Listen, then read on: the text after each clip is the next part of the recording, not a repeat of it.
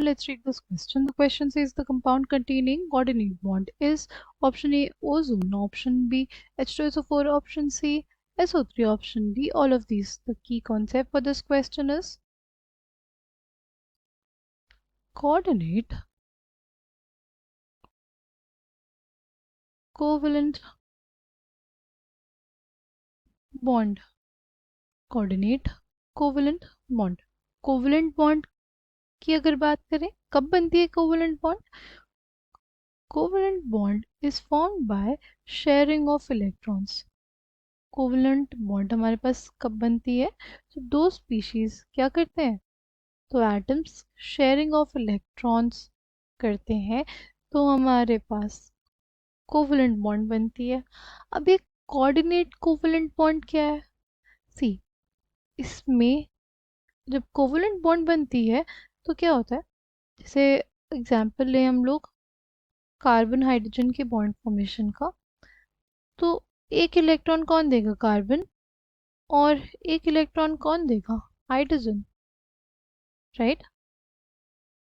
जब भी हम लोग कोवलेंट बॉन्ड की बात करते हैं तो हमारे पास क्या होता है कि अगर हमारे पास दो एटम्स है एक इलेक्ट्रॉन कोई एक देगा और एक इलेक्ट्रॉन दूसरा. राइट. एक इलेक्ट्रॉन हाइड्रोजन ने दिया एक इलेक्ट्रॉन कार्बन ने तब जाके हमारे पास कोवेलेंट बॉन्ड का फॉर्मेशन हुआ. अगर बात करते हैं कोऑर्डिनेट कोवेलेंट बॉन्ड की तो एक स्पीशीज ही अपने दोनों इलेक्ट्रॉन्स दे देता है किसी सामने दूसरे स्पीशीज को. राइट.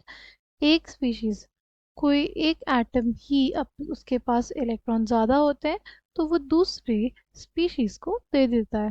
राइट. सपोज हम लोग बात करते हैं ओजोन की. राइट. तो ऑक्सीजन बाइवेलेंट स्पीशीज है एक ऑक्सीजन के साथ डबल बॉन्ड बना लिया. ठीक. अब दूसरे ऑक्सीजन के साथ क्या करता है वो देखो ऑक्सीजन के वैलेंस इलेक्ट्रॉन्स कितने होते हैं. ऑक्सीजन के वैलेंस इलेक्ट्रॉन होते हैं 6. राइट.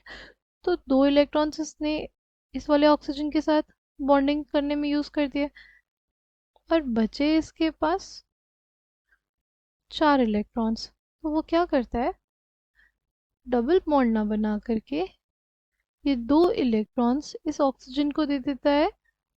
राइट. ये दो इलेक्ट्रॉन्स इस ऑक्सीजन को दे देता है बाय कोऑर्डिनेट कोवलेंट बॉन्ड. तो हमारे पास जो एक्चुअल स्ट्रक्चर आएगा वो कुछ ऐसा होगा. जो हमारे पास एक्चुअल स्ट्रक्चर आएगा वो कुछ ऐसा होगा. राइट. इससे इसका भी ऑक्टेट कंप्लीट है इसका भी हमारे पास ऑक्टेट कंप्लीट हो जाता है. राइट. इसके ऑटोमर्स में 6 इलेक्ट्रॉन्स थे 2 इलेक्ट्रॉन्स इसने दे दिए 8 इलेक्ट्रॉन्स हो जाएंगे इसके पास. राइट. इसके अगर बात करें तो एक लोन पेयर है ये 2 इलेक्ट्रॉन्स इसके हैं जिसने इसको दिया और एक बॉन्ड में 2 इलेक्ट्रॉन्स 2 बॉन्ड में 4 इलेक्ट्रॉन्स. तो 4 इलेक्ट्रॉन्स इसमें हो गए ये एक इलेक्ट्रॉन 6 और ये इसका जो इलेक्ट्रॉन जो इसने दिए वो क्या हो गए 8 इलेक्ट्रॉन्स. यानी इस हर एक एटम का यहाँ पे ऑक्टेट कंप्लीट है. ठीक है. नेक्स्ट है H2SO4 और SO3. ठीक है. अगर SO3 की बात करें तो SO3 का जो स्ट्रक्चर है ना वो हम लोग ऐसे भी बना सकते हैं. राइट. और SO3 का स्ट्रक्चर हम लोग ऐसे भी बना सकते हैं. ठीक. सल्फर के आउटरमोस्ट में कितने इलेक्ट्रॉन्स रहते हैं 6. राइट. 6 वैलेंस इलेक्ट्रॉन्स रहते हैं. राइट. इस वजह से ये दोनों स्ट्रक्चर्स पॉसिबल हैं SO3 के लिए. H2SO4 की बात करें H2SO4 की अगर बात करें तो H2SO4 की भी दो स्ट्रक्चर्स हमारे पास पॉसिबल हैं. पहला स्ट्रक्चर ये और दूसरा स्ट्रक्चर कुछ ऐसा.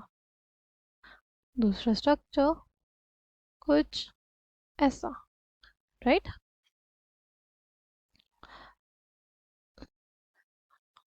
आई होप आपको ये बात समझ में आई होगी. तो कोऑर्डिनेट बॉन्ड किस में है कोऑर्डिनेट कोवलेंट बॉन्ड इन तीनों में है इसलिए option D will be correct for this question. I hope you understood it well. Thank you and all the best.